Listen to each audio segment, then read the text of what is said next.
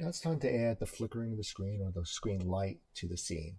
I'm going to try to do this in the shortest way possible while also being the most productive way. What if it wasn't Pac-Man? What if it was a full color video? You want some of that color to seep out into the environment. What I'm thinking is taking screen and dragging it down again. Now this is the full version of the screen. I'm going to put a blur on it. So this way, a fastbox blur.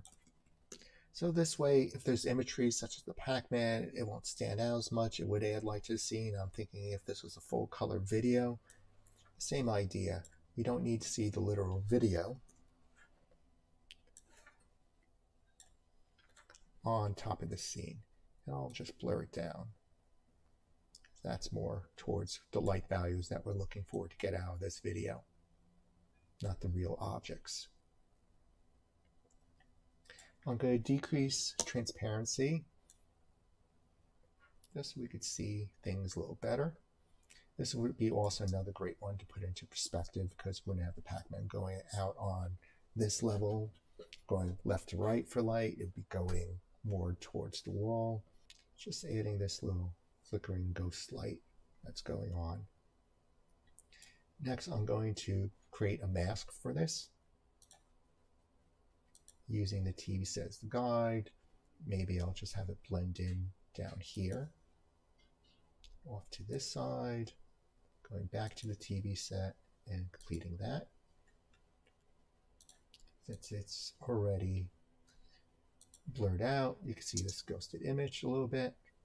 It's still a little bit too literal, but we're getting some volumetric light feeling, which is pretty nice.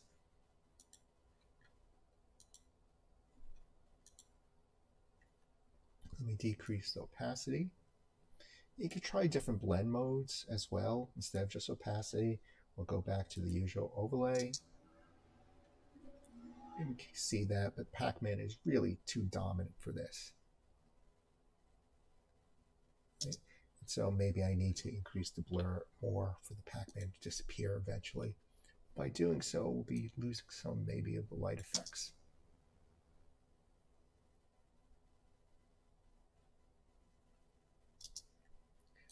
Because too much blur, we're losing some of that interesting volumetric smoky look. So the conclusion is we just have to make a duplicate of the screen, one with the Pac-Man that we're already using, one without the Pac-Man.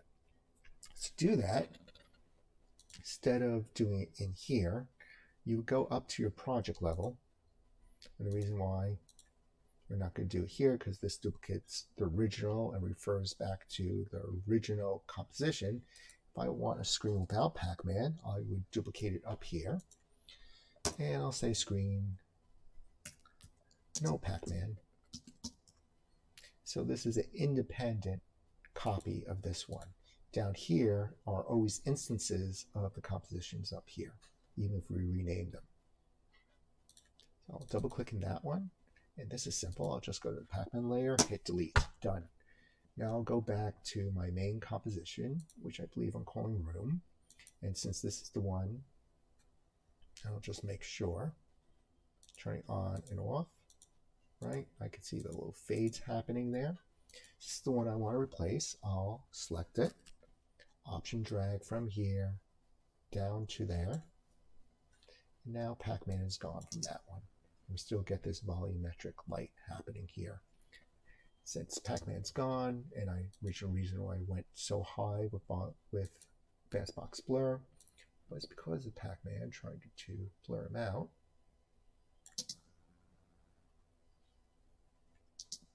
We could experiment with different levels of the blur. I think I was at 19 before. Maybe I could pull it back a little bit.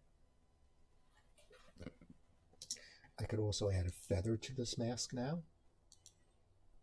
So going under mask, going under feather, under the mask itself, and increase the feather.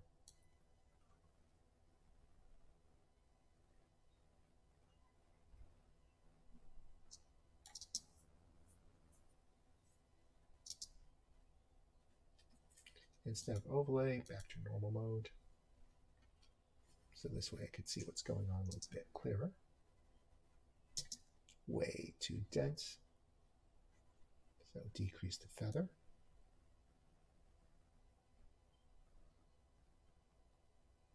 And probably decrease the transparency on this. So T key.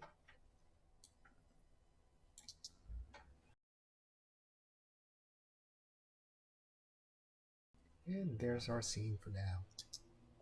The next step would be to just select this, the chair, and just the front of the chair, and maybe give it its own special treatment for the screen effect on it to brighten it up, because that's what would happen in real life.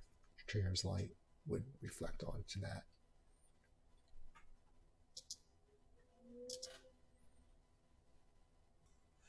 Afterwards, I went back to the screen Pac-Man and I decreased the size of the pixels, because even though they were good for the Pac-Man screen, which was being scaled down for the main scene,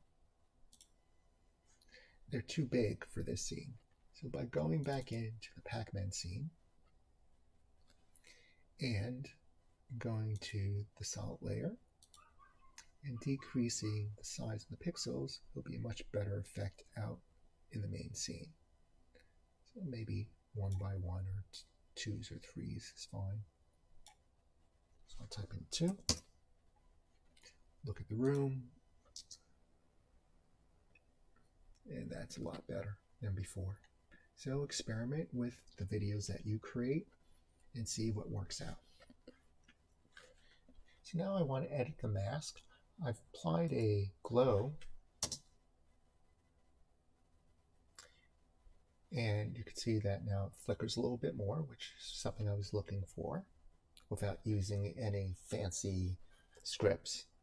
So I placed glow, and I just played with the threshold of glow,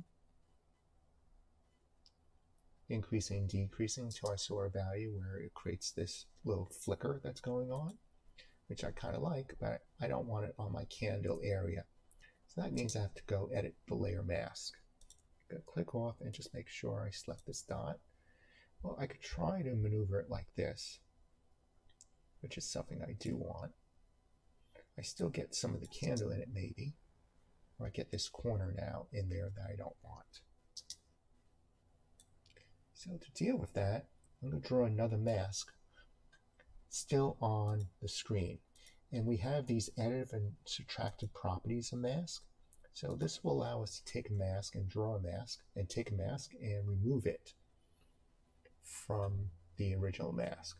I'll pick up the pen tool, again with the same layer selected, and I'll click out where I don't want this first mask to affect my image. I'll be a little broad about it. So I'm not going zooming in, and if you have the time, please do zoom in. And I'll go around the candle,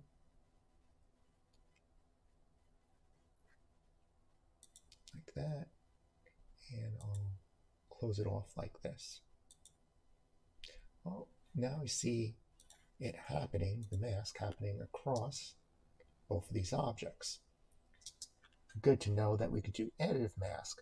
I want my second mask to subtract from the first mask. And when I select that, you can see now this light is excluded. So you can use the additive and subtractive properties of mask to help you define areas. This way you don't have to draw such a precise mask to begin with. And by keeping this original mask simple, I could grab this point and simply spread this out while still protecting this area by using a subtractive mask.